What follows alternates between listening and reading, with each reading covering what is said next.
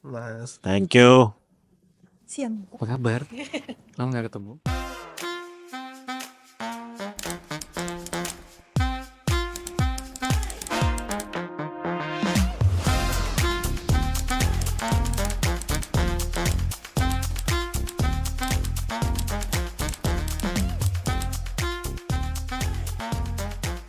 Nama saya Diki Septriadi, Corporate Secretary PNRI. Nama saya Andre Nadia Kurnia, saya stafnya Bapak Diki. Saya Aditya Dipualam, saya Chief Legal Counsel di Pertamina Energi. Saya Nadia Yuniar, sama dari fungsi Legal Counsel Compliance sebagai Junior Analyst Compliance. Kalau boleh tahu sudah kerja berapa lama ya? Bapak sama Mbak? Kayaknya kita baru setahun terakhir ya. Setahun, baru 1 tahun. Kita sudah kerja bareng, saya ikut dari Pak Diki dari 2021 jadi 4 tahun.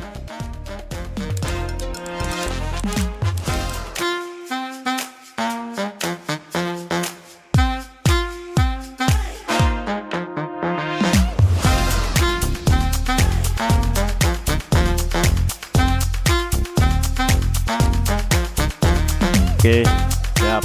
Bismillah. Apa pertanyaan paling zong yang pernah kamu dengar saat meeting fungsi dari leader kamu? Wow. Apa ya? Pertanyaan paling zong ya? Oh mungkin ini. Dre, lu kapan mau pacaran sih, Dre? Hampir 3 tahun sih diulang ya meeting, jadi ya itu paling zong sih, Pak. Oke. Maksudnya zong tuh nggak punya jawabannya gitu. Betul, satu kan, karena kan kita berproses ya Pak ya, cuman kan nggak bisa diupdate tuh kalau prosesnya belum jadi Pak, tapi selalu ada pertanyaan-pertanyaan walaupun kita udah update, tapi untuk pertanyaan itu nggak bisa dijawab sih Pak. Kalau itu pertanyaan pribadi kamu. Makanya. Oke. Kalau kamu bisa tukeran kerjaan sama satu posisi, kamu mau jadi siapa? Tukeran kerjaan.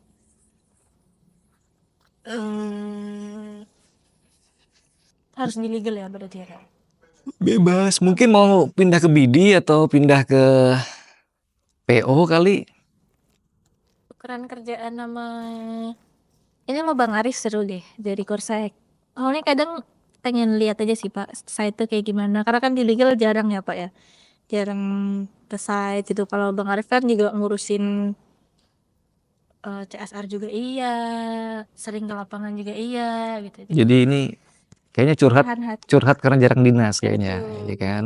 Lebih pengen lihat yang ijo-ijo gitu Pak. Jadi kalau di sini kan gedung terus ya. Izin ya Pak, lanjut. Aduh. Kalau di kantor ada anugerah penghargaan khusus nih Pak, kira-kira kalau Bapak mau ngasih apa nih ke Andre? Penghargaannya apa? Andre, penghargaan buat Andre itu apa ya? Kalau ada penghargaan dari kantor, aku akan ngasih Andre penghargaan the most adaptive person. Jadi Andre itu yang aku kenal pertama kali kerja itu hanya berkutat sama kamera. Jadi kalau Andre itu nggak pernah berkutat sama manusia. Jadi selalu sama kamera ya. Technical, pokoknya proses semuanya. Jadi Andre pertama kali masuk, taunya cuma bekerja sebagai dokumentasi ya, editor segala macam. Ternyata pekerjaannya macam-macam. Nah sampai sekarang tapi Andre survive, Andre bisa nunjukin bahwa tidak hanya hard skill tapi soft skillnya juga dapat gitu. Kalau dari Mas Andre sendiri apa nih penghargaan yang mau dikasih? Kalau ada penghargaan Mas Diki tuh cocoknya jatuhnya nih the most straightforward leader lah. Mas Diki tuh orangnya langsung aja. Soalnya kalau apa-apa tuh Mas Diki tuh tiba-tiba kayak ini nggak benar, harus disampaikan. Selama ada regulasinya, ada diatur dalam tata kelolanya, Mas Diki bakal ngomong ini sesuai apa tidak sesuai. Jadi kalau di saat orang lain masih bimbang, Mas Diki udah tuh yang pertama bakal ngomong kayak, wah ini nggak bisa, wah ini bisa. Nah gitu sih. Jadi kita selaku yang di bawah pun kerja juga clear, jelas maunya kemana nih. Jadinya kita juga tahu nyesuaiinnya seperti apa kayak gitu. Aku ya? Aku ya? Iya nggak sih? Oh iya, ini gue sekarang. Dalam satu kata, bagaimana kamu menggambarkan leader kamu dan kenapa kamu milih kata itu? Tapi kalau satu kata whole itu mengayomi. Ini benar-benar nggak gimmick ya Pak ya, karena yang saya rasain Bapak atasan kedua saya gitu ya, karena Bu Ati kan belum lama gitu kan, tahu-tahu Bapak gitu. Ditambah masih pertama kerja, awal tuh takut banget dijudge, bener nggak ya, salah nggak ya gitu. Tapi selama keberjalanan setahun ini, saya ngerasa tiap kali mau cerita itu yang kerjaan atau hal-hal yang nggak penting sekalipun, kadang curhat asmara gitu ya sama Bapak, nanya-nanya, "Pak ini harusnya gimana?" gitu. Bapak ngasih POV yang, oh ternyata harusnya nggak seperti ini, baik itu dalam kerjaan ataupun nggak ya, Bapak bilang, "Ih meskipun kamu Gemini harusnya nggak kayak gini, cewek jangan kayak gini." Itu tuh hal-hal yang wow, sangat Ini lebih ke pengalaman kayaknya ya. iya betul. Jadi merasa punya atasan kayak Bapak tuh, sekarang tuh teman-teman saya banyak yang punya atasan apa sih Pak, kayak toksik gitu-gitu lah ya, tapi itu sangat tidak tidak saya rasakan. Justru dapat atasan, dapat teman, dapat dapat Bapak juga kali. Kalau dari Pak Dipo sendiri gimana nih Pak? Satu kata. Anggit itu rame ya, ceriwis gitu ya. Rame ceriwis sama lah. Kita kan kadang-kadang suka apa banyak kerjaan gitu ya sampai malam. Jadi kadang-kadang kalau ada Anggit sama teman-teman tuh jadi rame gitu ya suasananya. Jadi kadang-kadang kita jadi apa namanya udah lupa sama kerjaan, ya ke distract ke hal-hal yang apa candaan gitu ya sih, lebih ke candaan dan lumayan jadi stress release kita ya. Kalau sore-sore kita sering-sering bercanda bareng gitu. Itu kalau bahasa kekiniannya coping mekanismenya ketawa. Coping mechanism. Bentar ya. Apa alasan paling kreatif yang pernah kamu gunakan ke leadermu saat telat ngerjain deadline? Ini kayaknya sering nih. Alasan paling kreatif. Biasanya kan alasan paling plastik ya, Bre? Alasan paling kreatif fire drill, Pak. Fire drill. Iya dong. Jadi waktu itu kan ada fire drill. Kan nggak tiap saat fire drill. Nah, betul. Tapi kayaknya sering itu. Deadline-nya ada terus tahu-tahu aduh, fire drill. Jadi harus nanti dulu Pak, kita harus turun dulu. Turun 10 lantai. Jadi ngerjainnya habis fire drill selesai. Kreatif ya, Pak. Paling bisa itu. Bener. Karena kalau fire drill kita nggak bisa nolak ya. Jadi karena itu ASSE kan. Iya. Nanti kita Bener tidak juga sih. comply. Jadi Nggak harus comply. tutupnya ditutup turun. Nah, Iya benar. jadi kerjaannya habis fire drill. Pinter. Iya dong. Kalau kamu bisa minta satu hal dari leader kamu tanpa takut dihakimi, kamu minta apa? Sama Gaji, kayak- Mas. Itu umum kayaknya. Jujurnya sih selama di PNRE ruang untuk berekspresi tidak dibatasi sama Mas Diki. Bahkan Mas Diki beberapa kali itu juga yang tipikalnya, "Andre, apalagi nih, lu ikut pelatihan apa lagi? Lu masa nggak mau ikut pelatihan ini?" Nih Mas Diki tuh selalu ngasih ruang, bahkan hal yang nggak bisa di-cover sama perusahaan, itu Mas Diki sama Mbak Rika tuh, willingly tuh, support pakai dicariin lah budgetnya gitu ibaratnya gitu. "Nih Ndre, ada, lu ikut aja nih, lu ikut aja," gitu. Jadi kayaknya selain gaji nggak ada sih, Mas. Oke. Sebagai pertimbangan. Waduh. Oke. Masih banyak ternyata. Adakah hal yang bisa kamu pelajari dari leadermu? Jelasin. Banyak ya kalau hal yang harus dipelajari ya. Tapi mungkin yang paling Bapak tuh gaul banget gitu ya. Gaul. Jadi melihat Bapak tuh melihat kalau ternyata profesional itu nggak harus kaku. Bapak bisa ngasih banyak input, ngasih banyak feedback gitu, tapi dengan cara yang dikemasnya nggak jadi kaku gitu. Mungkin kalau Bapak pengemasannya kaku karena ada gap generasi itu tadi bikin kurang terbuka gitu ya.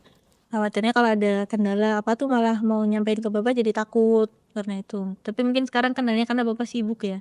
Sibuk agendanya banyak, jadi kadang mau ngasih update yang satu udah ketumpuk sama yang lain gitu. Takut juga mungkin fokus Bapak jadi keganggu gitu karena memang proyeknya kan baru banyak banget ya Pak ya. Ini kayaknya bagus-bagus semua, nggak ada yang jelek nih. Ini kayaknya ada maunya nih dia nih. Padahal paper review udah lewat ya. Performance dialognya juga udah lewat padahal. Iya nanti tahun depan lah ya Pak. Gue ya. Ya. Apa satu hal kecil yang dilakukan oleh leader kamu yang ternyata sangat berarti untukmu? Wah, Waduh. ini. Ini sedih-sedihan dong. Aduh, ya. Sebenarnya ada sih, mungkin beberapa orang anak-anak juga ngerasain kalau Mas Diki tuh tipikal yang achievement kita tuh kadang, di-appreciate tuh lewat japri. Nah, jadi kayak dia personal, dia ngasih semangat, ngasih ngasih motivasi. Terus sama ini nih kalau Mas Diki tuh yang satu lagi tuh yang kalau ke Andre ya, Andreasa, Mas Diki tuh selalu ngingetin kayak, kalau ada sesuatu hal yang bagus, yang baik, dinikmatin bareng keluarga, bareng orang tua, karena mumpung masih ada. Nah itu selalu tuh kadang DM ya Mas ya, kadang udah aku habis itu kadang ngechat, "Nah Andre nih apa, mumpung lagi bisa jalan-jalan, jalan-jalan sama bareng keluarga, nikmatin, enjoy." Itu sih menurutku kayak menurut Andre sendiri tuh kayak kena banget, karena intensitasnya cukup sering ya Mas, hampir ada tuh, apalagi kalau deket-deket mau lebaran, mau cuti, atau mau libur, nah pasti Mas Diki tuh udah ada tuh nge-share DM, udah nge-share ini, udah nge-WA gitu sih kalau dari Andre tuh. Iya, memang harus dimanfaatkan sebisa mungkin sama keluarga. Yuk, Tinggal dikit kok. Ya Allah Pak, untung ini yang nanya saya bukan Bapak. berat nih kayaknya nih jawabannya nih. Jika kamu ingin resign, Hmm, untung Bapak nggak nanya saya. Jika kamu ingin resign, apa alasan untuk kamu resign dari pekerjaanmu? ini mau resign tapi nggak bisa karena cicilan masih banyak, ya. KPR masih banyak. Jadi tetap harus kerja, gitu kan. Tapi kalau disuruh resign, ya alasannya pasti ya keluarga lah ya. Karena kan gimana-gimana keluarga tuh yang paling prioritas ya. Dan ya kita kan kerja buat keluarga juga, ujung-ujungnya mereka juga support system kita. Jadi ya istri sama anak-anak. Kalau memang opsi itu memang udah nggak bisa kita hindari ya. Kalau memang harus resign ya keluarga. Pikir itu sih.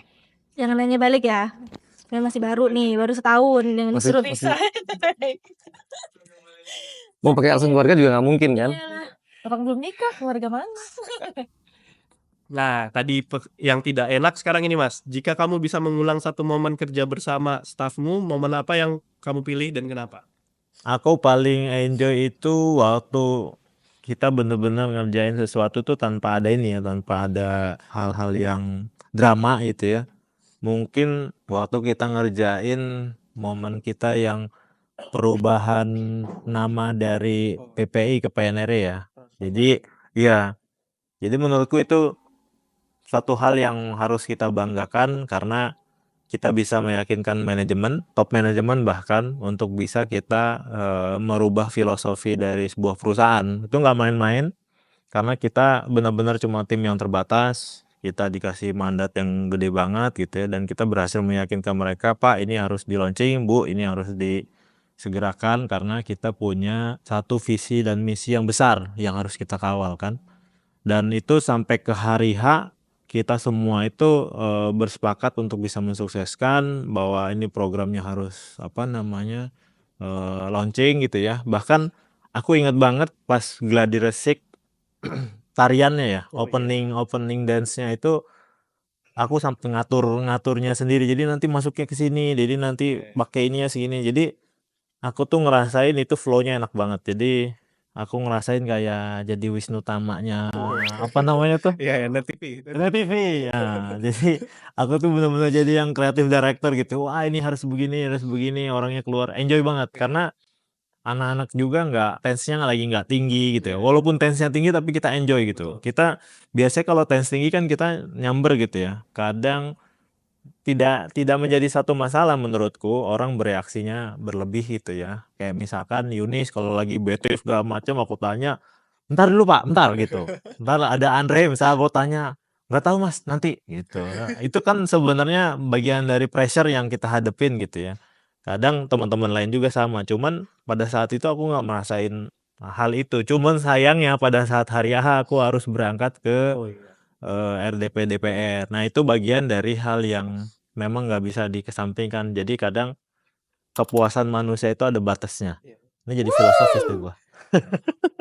Jadi pas lagi enjoy banget, lagi ini banget, tiba-tiba harus berangkat nih gitu. Jadi aku ngerasain dari jauh pun merinding banget waktu pas Mbak Rika WA ya. Dik nih alhamdulillah udah sukses acaranya, selesai segala macem. Aku waktu itu lagi makan nasi tempong ya di Bali. RDP waktu itu sama DPR. Aku berangkat sama Pak Reja. Jadi kenikmatannya itu sebenarnya kadang gini di dalam hidup tuh kita yang ngebangun misal gitu ya, sama teman-teman terus kita enjoy banget, tapi yang nikmatin bukan kita. Nah, itu hidup tuh kayak gitu. Jadi menurutku teman-teman juga harus banyak belajar. Kadang kan kekecewaan, "Ih, gue yang iniin, gue yang itu, yang edit orang lain," gitu. Nah, Nanti kita undang Malik ya Mas ya? Malik. Iya itu Malik tuh Malik. sukses tuh si Yunis tuh acaranya. Iya, dengan tagihan yang luar biasa ya, Yunis bisa menyelesaikan gitu ya. Terakhir, Gue Pak. ya, terakhir. Last but not least. Kalau suatu hari kalian nggak lagi kerja bareng, apa yang paling kamu rindukan? Waduh. Wah, ini berdua nih jawabnya nih. Kamu dulu lah. Yang paling dirindukan, ini jadi sedih ya Pak ya. Tapi yang dirindukan banyak, makan bareng. Mungkin orang ngiranya gimmick, tapi emang fungsi kita seseru itu dan Bapak segaul itu guys, gitu. Jadi makan bareng tiap habis jam 5 sore lah, jam 5 ke atas waktu udah penat-penatnya tuh biasanya masuk ke ruangan Bapak, coba ke ruangan mana, ruang TV mana yang bisa dimasukin semua staff buat kita ketawa bareng. Nah itu ya, tapi kan Bapak seseru itulah, Bapak seseru itu. Terus nebeng mobil Bapak itu juga Waduh. kadang agak sulit ya tapi Pak, jadi saya harus bayar Gojek tiap hari ya, tapi itu akan saya rindukan nebeng sama Bapak. Itu dari Pak Dipo apa nih? Iya. Nggak, saya juga pernah kayak Anggit kan. Saya kerja sama bos saya yang pertama. Biasanya bos yang pertama tuh yang berkesan. Gitu. Biasanya. Asal pas gitu ya. Maksudnya asal ngasih hal yang positif gitu kan. Juga waktu saya pertama kali di Palembang kan penempatan. Jadi bos saya dulu di Palembang. Saya masuk tahun 2003. Terus punya peers yang seru juga gitu. Nah biasanya sih tempat kerja pertama kita di Pertamina itu menjadi yang paling berkesan. Jadi kalau saya bilang sih kalau sama Anggit ya karena dia seru ya, rame gitu kan orangnya kan. Jadi mungkin ya bisa jadi kemana-mana saya pindah kamu saya bawa terus. Jadi kita tidak akan terpisahkan. Mungkin itu ya lebih pasti ya. Betul gitu Pak, nanti biar bisa jawab pertanyaan yang momen ya. Kalau suatu hari kalian atau kamu tidak lagi bekerja bersama, nah, apa yang paling akan Andre rindukan nih? Apa karakter Mas Diki yang eksplosif juga kayak Bang Arif tuh. Tapi sebenarnya di balik keeksplosifan Mas Diki kayak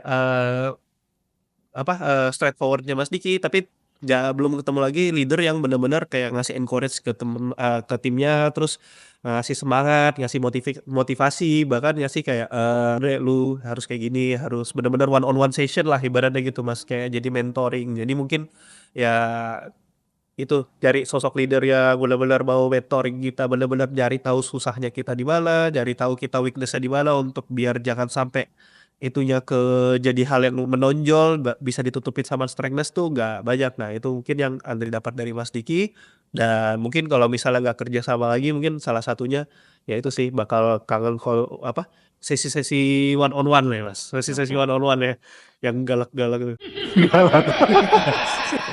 Iya. kayak gitu sih Mas. Ini pertanyaannya harus dijawab berdua dari aku juga katanya. Nah, kalau dari aku, kalau kemungkinan besar kita nggak bekerja bareng lagi, aku tuh paling kangen sama Andre dan teman-teman ya. Itu lebih kepada kalian tuh nggak pernah milih-milih kerjaan. Yang tadi tuh yang Andre bilang, Mas Diki itu solutif gitu ya. Kerjaan orang juga tiba-tiba dikerjain kita dan segala macam. Nah, aku tuh satu itu nggak milih-milih kerjaan, keduanya kalian tuh very highly motivated person. Jadi teman-teman tuh selalu punya motivasi yang orang lain tuh nggak pernah tahu gitu ya. Makanya aku paling suka sebel sama orang kalau misalkan, oh ini si X di timnya Mas Diki begini, ini si Z segala macam. Jadi makanya yang tadi Andre bilang, Mas Diki tuh selalu terdepan untuk belain kalian semua ya karena yang paling tahu anak gue ya gue. Kalau misalkan kalian mau menilai anak gue, lu nggak punya hak. Nah gitu. Jadi intinya satu hal adalah teman-teman juga orang-orang yang selalu tulus ngerjain apapun itu situasinya. Jadi aku selalu ngomong sama teman-teman, ketika kalian punya kesempatan keluar, aku nggak pernah ngekepin gitu ya. Karena aku yakin kalau kalian udah nentuin bahwa kalian mau ada pilihan yang lain, itu berarti pilihan yang lebih baik. Nah, yang aku harus pastikan adalah benar-benar pilihan itu lebih baik. Kalau nggak lebih baik ya, kenapa nggak aku tawarin yang lebih baik di tempatku gitu. Yang terakhir mungkin Yang akan paling rindukan lagi itu lebih kepada teman-teman itu cukup berani ya sama sama aku gitu ya. Aku selalu bilang sama teman-teman, aku tuh nggak pernah punya environment yang kalau misalkan aku ngomong nggak didebat gitu. Itu pasti kalau aku ngomong tuh siap dan segala macam gitu ya.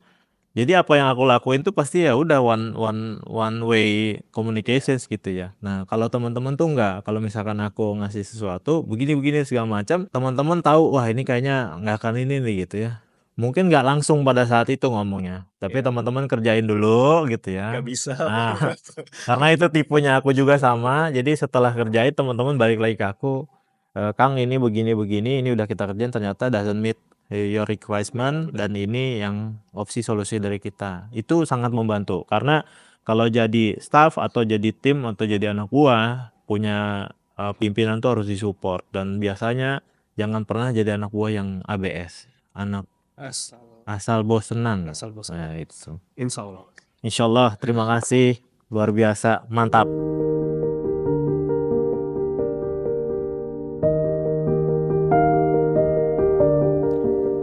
Mungkin aku dulu ya.